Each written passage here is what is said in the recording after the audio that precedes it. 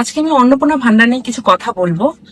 অনেক হ্যারাসমেন্ট হচ্ছে, পাবলিক অনেক রকম মতামত রয়েছে, অনেক কিছু হচ্ছে, যার কারণে আমি সাধারণ মানুষ হয়ে ভিডিওটা করছি। আমি কোনো দলের নয়, আমি আমার নিজের পারসেপশন থেকে যেগুলো কথা রয়েছে আমি সেগুলোই শেয়ার করছি।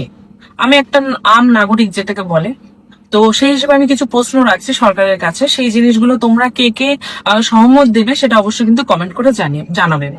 তো এখন আমাদের অন্নপূর্ণা ভান্ডারে যে জিনিসগুলো আমরা ফেস করছি সেটা হচ্ছে রিজেকশন বা রিজেক্টেড বা আন্ডার ইনকোয়ারি বা যাদের অ্যাপ্রুভ হয়েছে বা পেমেন্ট ফেলিয়ার হয়েছে। আবার কিছু কন্ট্রোভার্সি আসে যে সরকার আমাদের যে কাজগুলো করেছে সেটা তৃণমূলের কিছু লোক করেছে জন্য, যারা টিএমসি করে তাদেরকেই দিচ্ছে, বাকি যারা লোক রয়েছে তাদেরকে দিচ্ছে না। আবার একটা কন্ট্রোভার্সি উঠছে যেটাকে আমরা কেউ হয়তো দেখিনি বা এটা আমরা কেউ হয়তো ভাবিনি, যার কারণে কিন্তু আমরা এত কিছু ফেস করছি। সেটা হচ্ছে 3টে রুম। এখনকার সময়ে যাদের ঘর রয়েছে বা যারা সরকার থেকে ঘর করেছে, সেখান থেকে সরকার থেকে যে টাকাটা দেওয়া হয় সেই টাকার পেছনেও কিন্তু মানুষ কিছু টাকা ভরে সেটাকে একটা রুমে পরিণত করে, যেতে পাকা ঘর।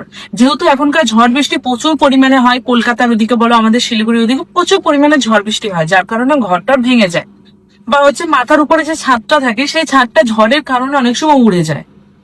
তো মানুষে কি করে, অনেক লোন ধার করে গয়নাগাটি ঋণে লাগিয়ে তারপরে ঘরটাকে তৈরি করে। এখন প্রতিটা মানুষের ঘরে 2টো করে বাচ্চা মিনিমাম থাকে। ধরুন একটা বাড়িতে একটা ছেলে একটা মেয়ে রয়েছে, ছেলে অ্যাডাল্ট মেয়েও অ্যাডাল্ট এবং মা বাবা রয়েছে। নিশ্চয়ই 2টো রুমের মধ্যে সেটা থাকা পসিবল না, এটা আপনারাও জানবেন। এখন ছেলে বিয়ে করেছে, ছেলের বউ রয়েছে, সেটা কি একটা একটা ঘরের মধ্যে কি থাকা পসিবল? কখনোই পসিবল না। আর যে ঘরটা বানাচ্ছে সেটা তো সরকার তো নিজে বানিয়ে দেয়নি, তারা নিজেদের অর্থ সেটা হয় লোন করে। বেশিরভাগ মানুষই কিন্তু যারা গরিব রয়েছে তারা কিন্তু লোন করে ঘরগুলো করে থাকে, তারপরে সেটা কিস্তির মাধ্যমে শোধ করা হয়। এরপরে বলছে যে যাদের রিজেক্টেড হয়েছে তাদের কেউ জিএসটি বা কেউ ইনকাম ট্যাক্স দেয় ফ্যামিলির গতভাবে, তাহলে সে টাকা পাবে না। এখন একটা ফ্যামিলিতে মা বাবা রয়েছে বা 2টো ভাই রয়েছে, তার মধ্যে হয়তো একটা ভাই বিজনেস করে, আরেকটা ভাই বা ফ্যামিলির সেরকম কোনো আয় নেই, কোনো আয় নেই।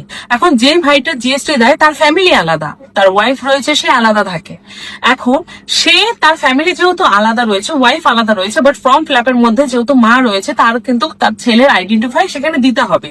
যার কারণে কি হচ্ছে, ফ্যামিলিও সেই টাকাটা পাচ্ছে না, মানে মা বা বোন সেই টাকাটা পাচ্ছে না। কেন? তার ভাই সেটা জিএসটি বা ইনকাম ট্যাক্স দিচ্ছে জন্য সে পাচ্ছে না। অবশ্য তার যেটা পাওয়ার কথা, যে সেটার অধিকারত্ব রয়েছে, বাট সে সেটা পাচ্ছে না।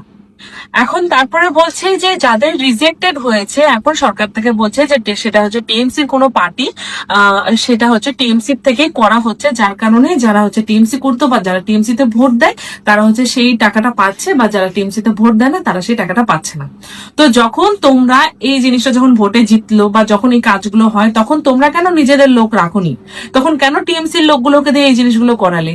আর এই যে ঘরের যে ব্যাপারটা ছিল, 3টে রুমের কথা, যারা এখনো পর্যন্ত সরকার থেকে বলেছে যে 1,66,00,000 বা কত, আমার সঠিক একটা গুনতিতে নেই, যত লোক ফর্ম ফিল আপ করেছে তার মধ্যে 1,22,00,000 লোক পেয়েছে।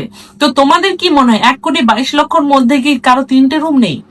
আর এখন বলছে যে যাদের 3টে রুম পেয়েও গেছে, এখন ফেরত প্রকল্প শুরু হবে, যাদের ইনভেস্টিগেশন হবে, তাদের বাড়িতে যদি দেখা হয় 3টে রুম রয়েছে, সেই টাকাটা তারা ফেরত নেবে। তাহলে তোমরা কেন আগে থেকে গিয়ে চেক করোনি যে তার বাড়িতে কতগুলো রুম রয়েছে, তার বাড়িতে কেউ সরকারি চাকরি করে কিনা? মেইনলি যারা 90% লোকের বাড়িতে 3টে রুমের উপরেই রয়েছে, 3টে রুমের উপরে রয়েছে, এটা খাতা কলমে লিখে নাও যে যদি বাদ হয় 90% লোকই বাদ হয় যদি রুমের ব্যাপার নিয়ে হয়।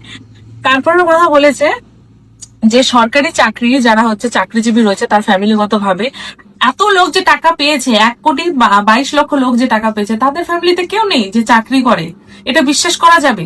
আর এত লোক যে পেয়েছে, এখন আবার বলছে সরকারে যে যারা যারা পেয়েছে সেটা তোমরা লিস্টে গিয়ে দেখতে পারবে, তোমাদের এলাকায় বা ফোনের মধ্যে তোমরা এটা দেখতে পারবে এবং তোমরা চাইলে অবজেকশন করতে পারবে। তো যারা পায়নি তাদের মধ্যে যে পায়নি সে তো যতগুলো লোক আছে একটারও হতে দিবে না, একটারও সে হতে দিবে না, কারণ তার নিজের হয়নি, সে অন্য কারো, সে গরিব, সে পাওয়ার যোগ্য, বাট সে যোগ্য তাকে না দিয়ে সে কি করছে, যখন ওই লিস্টটা দেখা হবে, লিস্টের মধ্যে যাদের ঘর বাড়ি রয়েছে বা যাদের 3টে রুমের উপরে রয়েছে, যারা টাকাটা পাচ্ছে তাদের গুলো সে বলে দেবে। যার কারণে রিজেক্ট হয়ে যাবে, বাকি যে জিনিসগুলো থাকবে তা সেটা রিজেক্ট হয়ে যাবে এবং যে পাচ্ছিল সেও পাবে না। এখন যে 28 লক্ষ লোক বলছে যে যারা মানে এখনো পর্যন্ত পায়নি তাদের জন্য পাওয়ার জন্য ভেরিফিকেশন হবে তারপরে গিয়ে, তো ভেরিফিকেশন শুধু 28 লক্ষ লোকের কেন হবে? বাকি যারা পেয়েছে তাদের কেন ভেরিফিকেশন এই টাইমের মধ্যে হবে না? তার মানে তারা নিয়ে এখন রেখে দিচ্ছে 2 মাস পেয়েছে, 1 মাস পেয়েছে, পরের মাসে যে আরো কিছু চেঞ্জ হবে না তার কি সম্ভাবনা রয়েছে? এখন বলছে সরকারে যে আগের মাসে যারা ফর্ম অ্যাপ্লিকেশন করেছিল, যারা অফলাইন অ্যাপ্লিকেশন করেছিল তাদেরকে বলেছে অনলাইন অ্যাপ্লিকেশন করতে। যারা অনলাইন অ্যাপ্লিকেশন করেছিল তাদের বলেছিল এখন নতুন পোর্টাল চালু হয়েছে, নতুন পোর্টালে গিয়ে তোমরা অ্যাপ্লিকেশন করেছে। যার কারণে এখন এত সমস্যা হয়েছে, যাদের গাড়ি রয়েছে তারাও পেয়েছে টাকা। এখন আবার এই যে 28 লক্ষের জন্য নতুন নতুন আবেদন শুরু হচ্ছে, যাদের 3টে রুম রয়েছে তাদের সবগুলো রিজেকশন হয়েছে, যাদের হচ্ছে ইনকাম ট্যাক্স ফ্যামিলিগত ভাবে দিচ্ছে তাদের রিজেকশন হচ্ছে, এবং যারা হচ্ছে আইটি ফাইল রয়েছে তাদের রিজেকশন হচ্ছে, এবং ইনকোয়ারি হচ্ছে যাদের 3টে রুম হেন তেন। এগুলো কেন এগুলো এখন হবে? এগুলো কেন আগে হয়নি? এতদিন ধরে যখন হলো তখন কেন হয়নি এই জিনিসগুলো?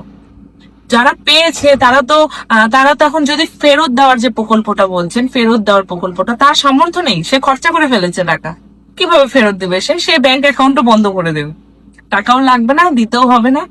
আর যদি দেওয়ার ইচ্ছে থাকতো তাহলে যত ভোটার ছিল, যত মানুষ ছিল তাদেরকে গিয়ে গিয়ে চেকিং করতে পারতো কার ফ্যামিলিতে কেমন রয়েছে না রয়েছে সমস্ত কিছু। যেমন বাড়িতে যে ডেঙ্গু আসলে পরে মিশে হয়, কোথায় মশা জল জমছে, কোথায় কি হচ্ছে সেগুলো দেখতে আসে। তাহলে এই বেলায় কেন আসলেন না?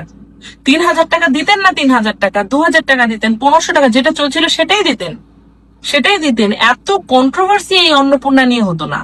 অন্নপূর্ণার যে ধার, যতটা ভাব দেখছি এখন তো মানে মানুষ যদি পেয়েও যায় তবুও সে রাখতে পারছে না। কেন রাখতে পারছে না? এই যে এত সরকারের নিয়ম চালু হচ্ছে 2 দিন 3 দিন পর পর, এই যে চেঞ্জ হচ্ছে, কেন এগুলো হবে? কেন আগে থেকে তদন্ত করা হচ্ছে না? তোমাদের কি মনে হয় যে কারো বাড়িতে 3টে রুম নেই? আমাদের বাড়ির এখানেই আছে, ছাদালা বাড়ি রয়েছে, সে পেয়েছে, তখন কেন তদন্ত হচ্ছে না? তখন তো তদন্ত করা উচিত ছিল না যে ওর বাড়িতে কি রয়েছে, টিনের ঘর রয়েছে না বাঁশের ঘর রয়েছে না পাকা ঘর রয়েছে না ছাদ দেওয়া রয়েছে, তখন কেন তদন্ত করছে না? টাকা পাওয়া হয়ে যাচ্ছে, এখন বাকি যারা পাচ্ছে না, যোগ্য ছিল তাদের সঙ্গে এমন করা হলো। আর রিজেক্টেড যে ব্যাপারটা ছিল, কেন রিজেক্টেড দেখাবে? এখন কি সান্ত্বনা পুরস্কার দিচ্ছে ইনকোয়ারির জন্য, নাকি এই লক্ষ্মীর মানে অন্নপূর্ণা ভান্ডার এটা হচ্ছে লাকি ড্র ছিল, যারা যারা পাবে, যারা যারা পাবে না? এত কিছু নিয়ম আমরা সত্যি নিতে পারছি না, এত নিয়ম আমরা নিতেই পারছি না। যদি সরকার পারতো হয়তো আগে চেকিং করে দেওয়া দরকার ছিল, বা এখন যাদের চেকিং হচ্ছে সেটা হচ্ছে ভালোভাবে চেকিং করে যাদের যোগ্য ছিল তাদের দেওয়া উচিত ছিল। কারো শ্বশুর রয়েছে যারা হচ্ছে আগে থেকে 3 তালা 4 তালা বাড়ি করে রেখে গেছে, বাট ছেলে সেই যোগ্য নাই, ছেলে সে কাজ করে না, বাট তারপরেও তারটাও কি হচ্ছে বন্ধ হয়ে যাচ্ছে। তো এই জিনিসগুলো সরকারের দেখা উচিত। যদি আমার আরো কিছু প্রশ্ন মনে হবে আমি অবশ্যই ভিডিও করব। অবশ্যই আমার মনে হয় যে প্রতিটা মানুষেরই হচ্ছে যেই জিনিসটা আমরা ফেস করছি, এদিক থেকে ওদিক থেকে মানে তবলার মতো খালি বেজেই যাচ্ছি। মানে নর্মাল পাবলিক যারা রয়েছে, যারা দিন মজুরি কাটে, তারা কাজেই যাইতে পারছে না। কারণ কি, একবার এইদিকে কাগজ নিয়ে দৌড়াইতে হচ্ছে, আবার এদিকে কাগজ নিয়ে দৌড়াইতে হচ্ছে, শুধু দৌড়াইতেই হচ্ছে। এরপরে ভিডিও অফিসে যাবে, ভিডিও অফিসে গিয়ে চেকিং করবে, তারপরে তারা বলবে যে আমি জানি না, অঞ্চলে পাঠাবে, তারা বলবে আমি জানি না, কেউ কিছুই জানে না। এরপরে শুরু হবে আবার আয়ুষ্মান ভারতেও সেম কেস হবে। আর হচ্ছে যুবশ্রী যখন বেরাবে, যুবশ্রীর কেসও সেম হবে। তোমরা লিখে নাও, এই জিনিসগুলো যদি না ফেস করতে হয় আমাদেরকে, আর এরকমই যদি হয়, সত্যি বলছি একদমই বিশ্বাস উঠে যাবে, এগুলোর প্রতি একদমই বিশ্বাস থাকবেই না, মানুষের বিশ্বাস থাকবেই না যে পাবো বলে। আর হচ্ছে এখন তো মানুষ ওই যে বলছে না কথায় কথায় তোর ঢুকেছে এই নিয়ে কথা হচ্ছে। এরপরে হচ্ছে না রে, নেবো না, এত কিছু করতে হলে নেবই না। তো এই জিনিসগুলো একটু দেখা উচিত সরকারকে। আমার এতটুকুই প্রশ্ন ছিল, তোমাদের কি মতামত অবশ্যই কমেন্ট বক্সে জানিও।